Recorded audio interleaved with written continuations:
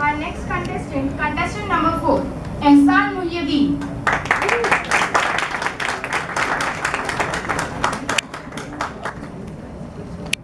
Good morning, respected judges, members of the staff, and my dear friends.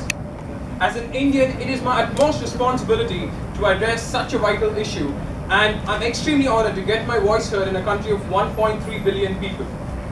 Corruption, which is often regarded as the root cause of all evils, can shackle any society to the core, and India in particular has suffered a lot from this. Police, schools, colleges, sports institutions, restaurants, cinema, and where not, corruption in India is mostly everywhere. Corruption can bite people in the form of embezzlement, favoritism, nepotism, bribery, fraud, and even extortion and blackmailing. Even the bribery rate in India is extremely high. Almost 69% people in India admitted to having paid bribes to access their basic services. Corruption can have some extremely adverse effects. For example, when corruption reaches the offices where driver's licenses are issued, it can compromise the safety of the citizens on the roads. And when it reaches top sectors like the judiciary, it can literally paralyze any society.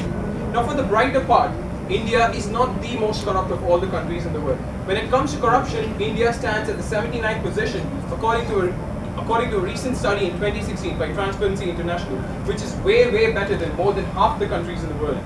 This is actually a big deal, given the fact that India is still an emerging economy and is also fighting poverty over the sidelines.